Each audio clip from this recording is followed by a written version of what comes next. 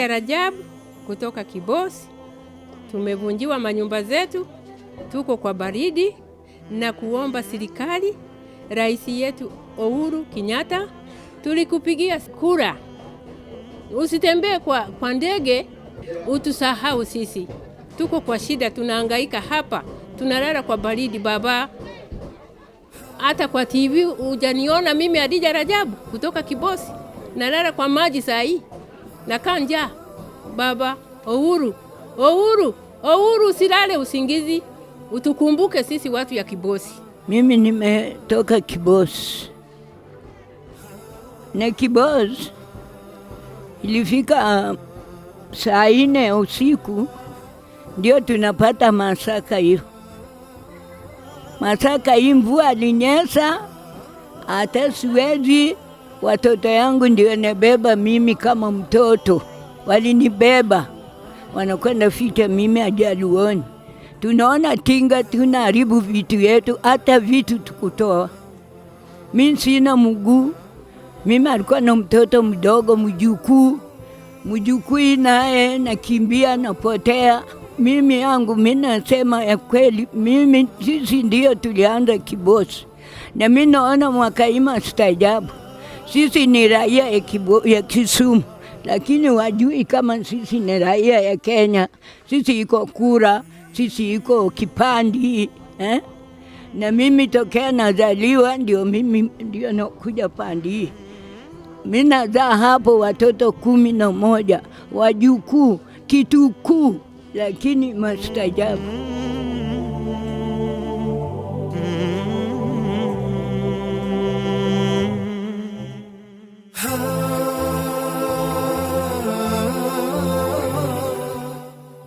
This is the situation of the residents of Kibos area in Kisumu County after their houses were demolished by the Kenya Railways Corporation on Friday, 5th of February 2021. The demolitions has left 3,500 Muslim residents homeless. This is a county government land, so we realized we needed to do a lot of resettlement very fast on the same day. So we came here, the Red Cross came in, we appealed to the business community.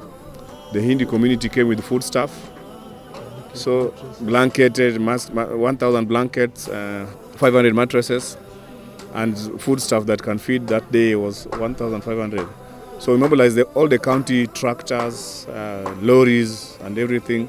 The residents have been left helpless after all their properties, businesses, a school, and even an over 80-year-old mosque was brought down, leaving many families with nothing. Isitokee Muislamu Mandera, Muislamu Kisumu, Muislamu sehemu yoyote ile Kenya hii, na Muislamu mwingine asione uchungu, asione huzuni kwamba jamani kuna Waislamu wameumia kwa wale. Na sio kwa Waislamu peke yake, Wakenya wote ambao walipata shida kama hii. Tunataka tuseme kwamba hii iwe mwisho wa demolitions kama hizi. Na I think county government ya Kisumu imeonyesha mwongozo mzuri kwamba kukiwa na tatizo kama hii wanakuja, wanasaidia na wanaweza intervene kwa haraka. This is the new temporary mosque that has been put up to ensure the Muslims who have remained behind at the demolition site can still continue to exercise their right to worship. These are the remains of an over 80-year-old mosque that was a symbol of love and unity for the people of Kibos, and today the structure is in ruins.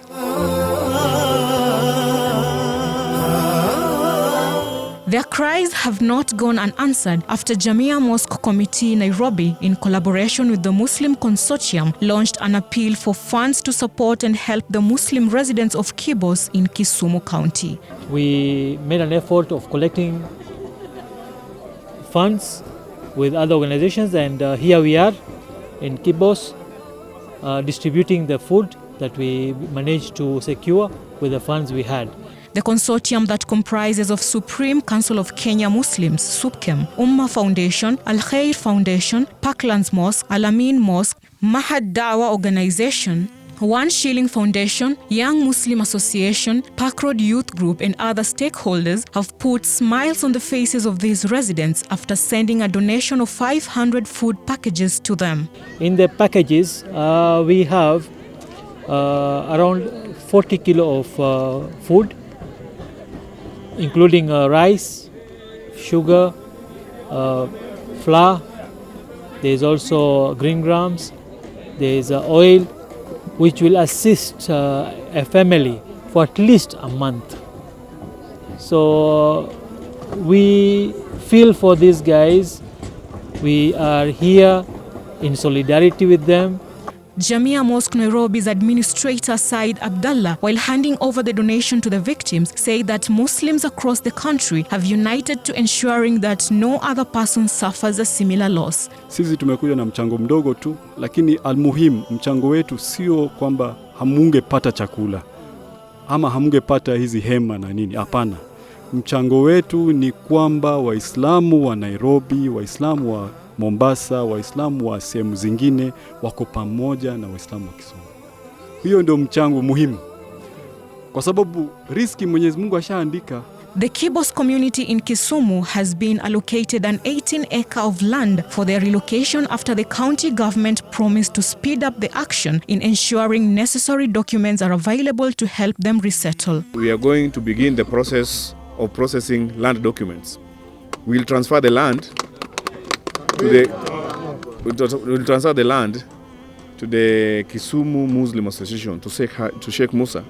So Sheikh Musa will sit with them and divide into portions. If there will be those who will be left, we'll do a biometric. Because we want, when people realize there's a problem, they like taking advantage.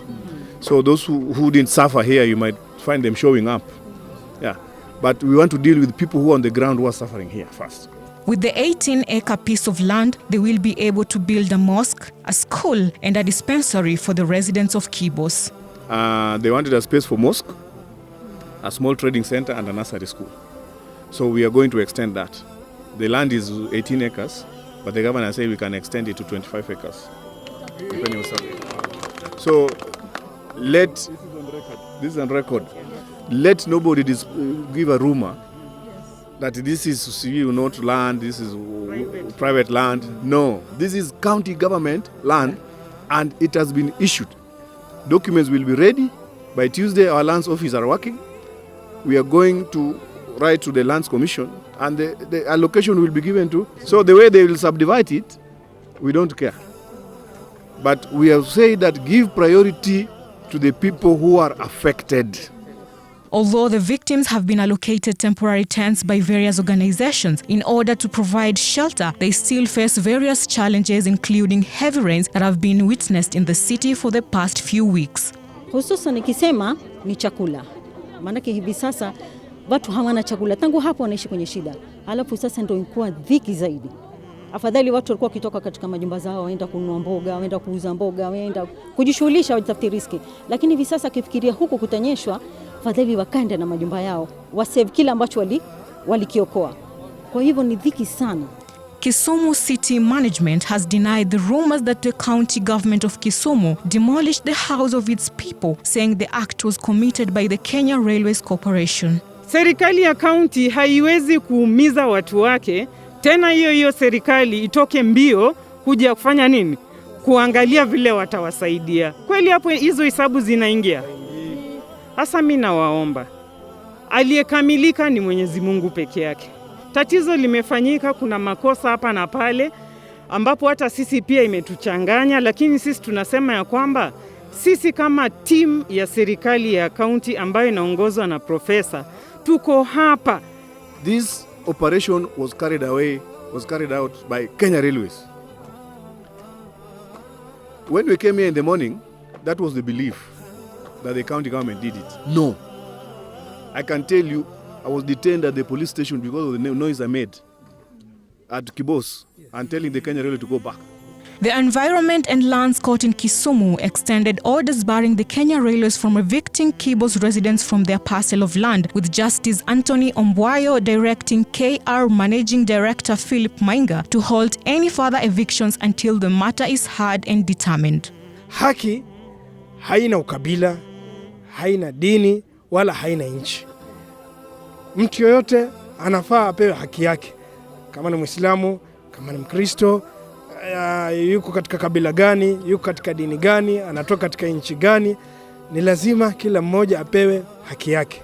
The Kisumu Muslim Association chairman Sheikh Musa Ismail called on private developers claiming the land to deal with the county government and not interfere with the locals. Vile serikali yetu inavyotuambia, sisi tufuate hiyo. Ile maneno mengine sijui ardhi sijui ni ya nani wala ni ya nani, tuachane nayo. Kwa sababu ikiwa serikali yetu itatupatia title deed ya hapa, kama atakuja mtu mwingine, kama atakuwa ana case, yeye awe na case na county government. Leaders have been urged to unite and help the Kibos demolition victims instead of politicizing the situation. This time we need leaders to be united. This is not a competition for anything. People are suffering. Let us be united, and anybody, we said, if you have anything, bring. Instead of making noise and telling lies. Enda changa kitu lete. Kuja hapa uone na macho what is happening. People are suffering here. Look at those kids, they are suffering. The residents are calling for the county government to provide security for them after cases of robbery were reported, with people losing their belongings that were donated to them by the well-wishers. And unfortunately, hapa security wise bado iko mbaya. We even tried our best tukaweka watu vijana to employ youths hapa wasaidie reinforce security, but security is poor. Hawa ndugu zetu wako katika hali ya hatari, and we are appealing to the government, despite what they did, security wise ni lazima kwa kila mtu. The members of the Nubian community have thanked all the well-wishers who have come to their aid during these trying moments, saying the unity witnessed by the Muslims has helped calm the situation. Thank you for the Muslim community. They have responded very fast. The Hindu community responded very fast, and the county government responded very fast, and the Red Cross. Tumefanya hii pamoja na shirika zingine kule Nairobi za Waislamu kama vile Al-Khair Foundation. Tumefanya na wengine kama vile Supreme Council of Kenya Muslims, Al-Amin Masjid. Kwa hivyo sio jamii ya mosque peke yake, ni shirika karibu 10-15 ambazo zimekutana kwa haraka na zikatoa michango ili Waislamu wenzi wafaidike. Sisi tumekuwa na jamii hii ya Kibos kuanzia mwanzo, na tunaendelea na hatutachoka mpaka pahali ambapo tutajua ya kwamba jamii ya Kibos wamepata suluhisho ya kudumu. Wenzetu katika kijiji hichi wameathirika sana na kuvunjiwa manyumba yao mpaka msikiti ukavundwa. Basi tuomba na tuwaombee insha Allah watatokea wafadhili wengi waje wasaidie. Licha kuwa ni jamii ya mosque, watoke utokako Mombasa nani wapate hii habari waje wasaidie hawa watu watoke katika shida hizi. Nimeshukuru sana. Waendelee watu kumbuke tena, wasisahau, wasilale, wakumbuke sisi tuko na shida. Tulikuja kwa shida. Walibomoa manyumba yetu. Tulikimbia na mvua, tukawacha vitu yote kwa nyumba.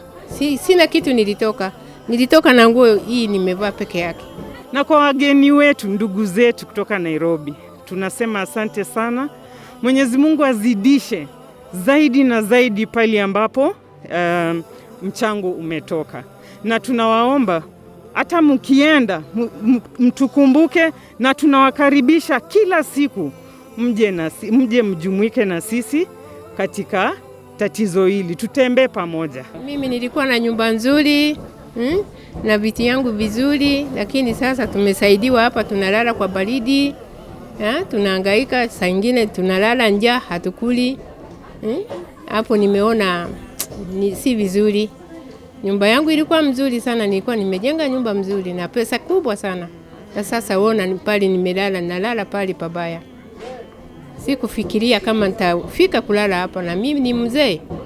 Siku wanabomoa nyumba yangu waliingia saa 4 ya usiku. Watoto wa jukundi walinibeba kwa maji.